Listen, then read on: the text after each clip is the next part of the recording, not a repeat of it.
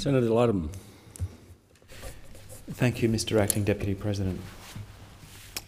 In May of this year, a young diabetic woman and her partner ducked into the undergrowth at Lake Richmond in the southern suburbs of Perth in search of a few hours of undisturbed sleep in the tent that was their only home.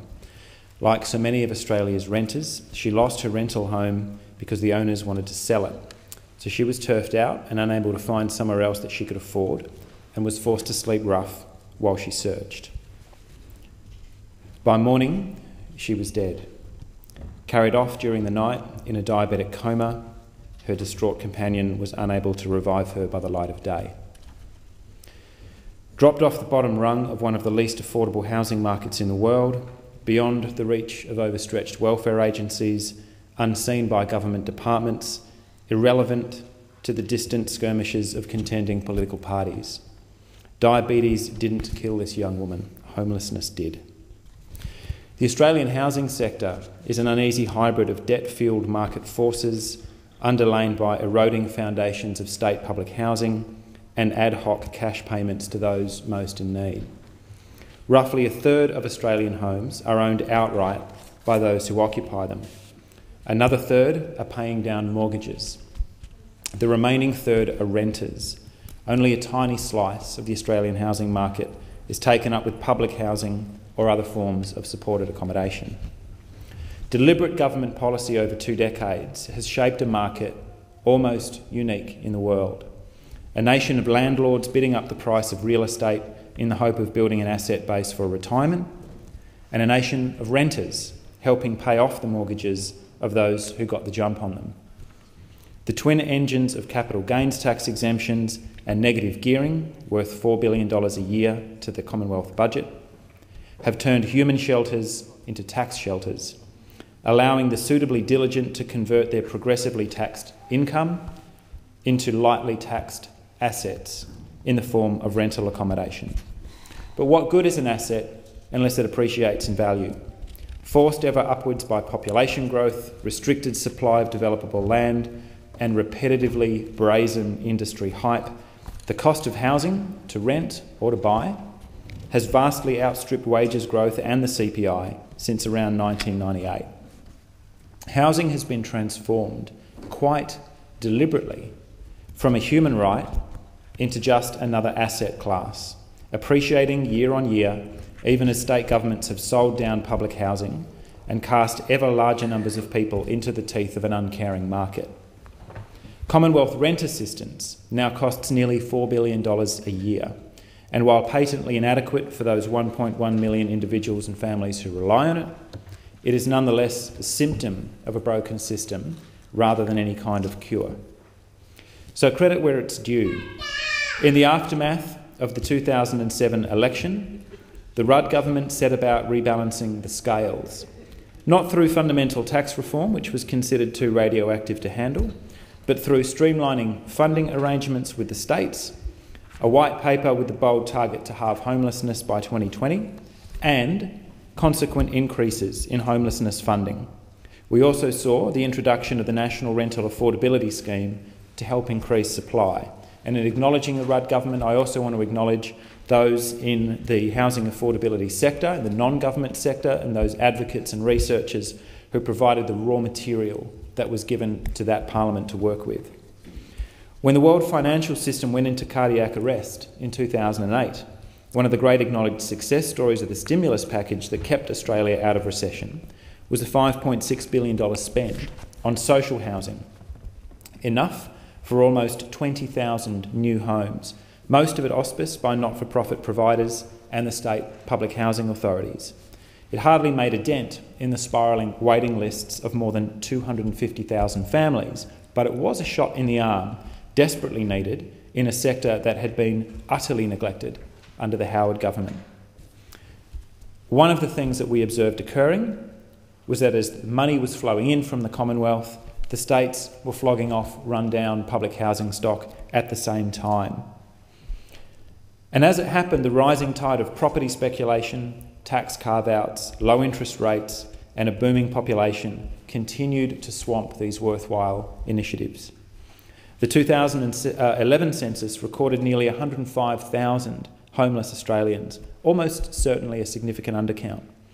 And that catches everyone from those in chronic overcrowding on Aboriginal communities to precarious couch surfing, families sleeping in their cars, all the way to one woman's lonely point of departure on the shores of Lake Richmond.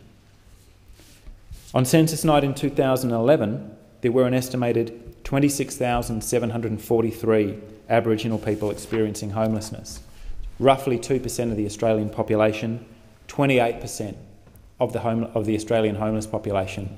What an utter disgrace. In 2011, Indigenous households were also about half as likely as other Australian households to own their own home. They were more 3 times as likely to be living in situations of overcrowding, 6 times as likely as other Australian households to live in social housing, and an estimated 31% of Aboriginal households living in social housing in 2013. For the benefit of senators, the statistics that I've just put to the chamber are all cited by 3 studies produced by the Australian Institute of Health and Welfare, released today, one of the expert bodies that the Abbott government has defunded. Taking the expert bodies out of the picture removes such information as we do have about the degree and the extremity of the housing affordability and homelessness emergency in our country today. In budget estimates hearings on June 5, my questions as to whether or not the Abbott government even recognised the existence of a housing affordability crisis were met with robotic and embarrassingly repetitive, unrelated talking points. Had the government modelled any estimates of the additional number of people that its hardline budget would push into homelessness? Same glazed response. Does the government have a plan? Does it intend to have a plan? 10 months in, the Abbott government's housing review hasn't even started.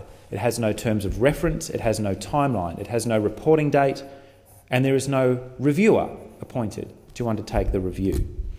In truth, the Abbott government's 2014-15 budget makes very clear the vision that it has for housing and homelessness in Australia.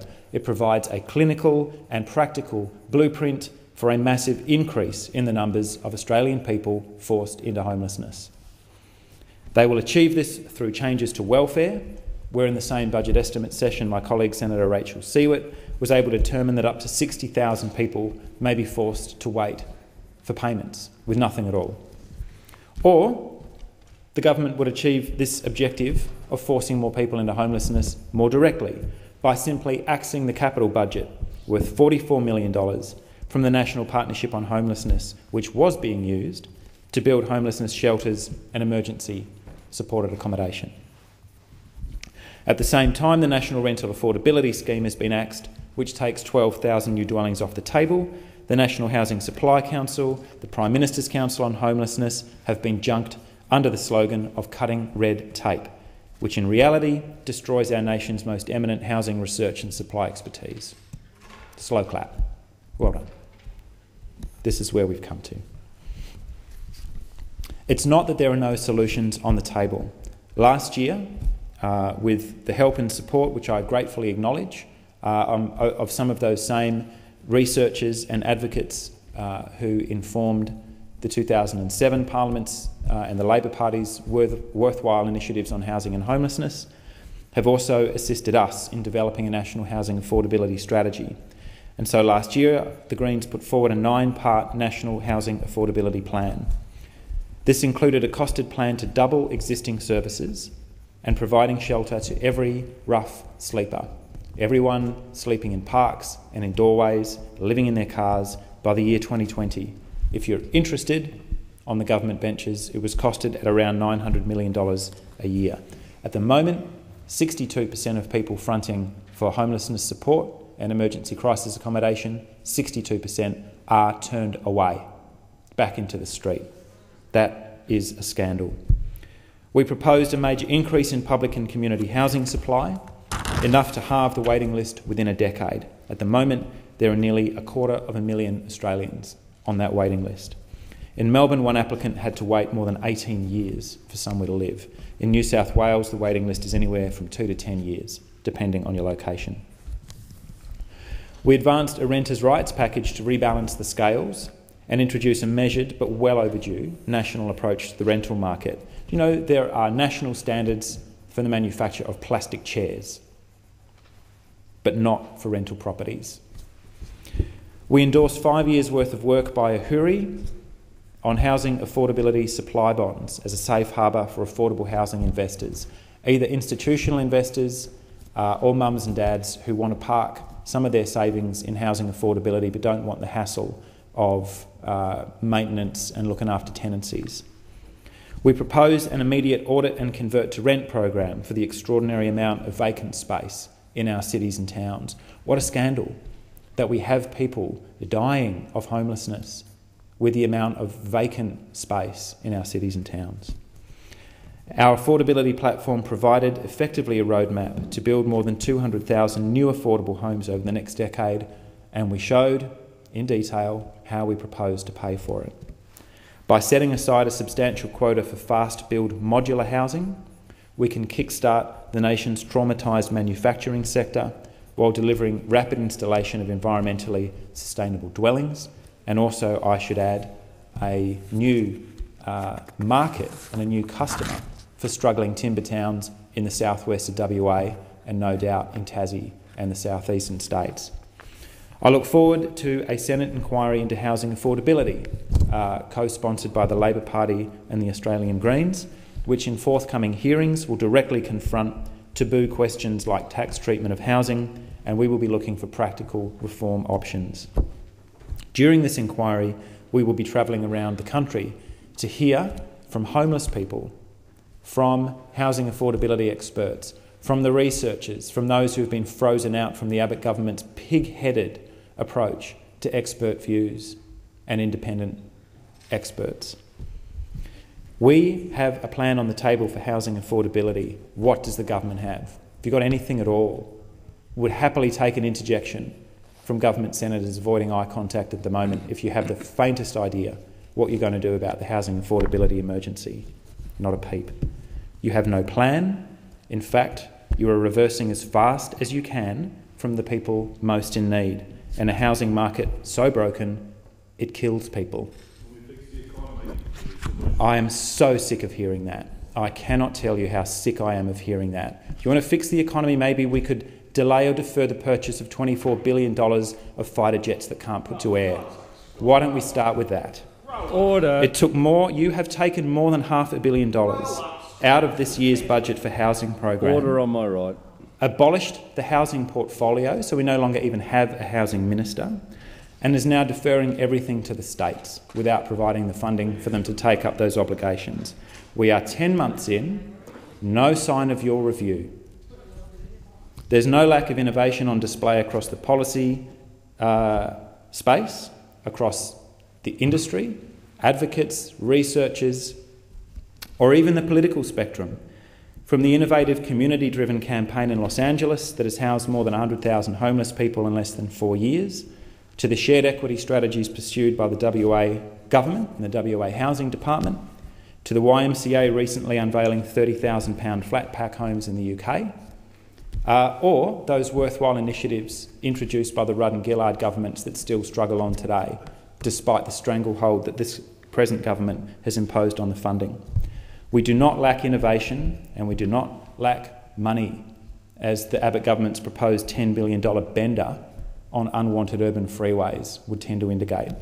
What we do lack is national leadership to shout from the over-leveraged rooftops that enough is enough. Political indifference to the housing affordability crisis is killing people today in one of the wealthiest societies on earth.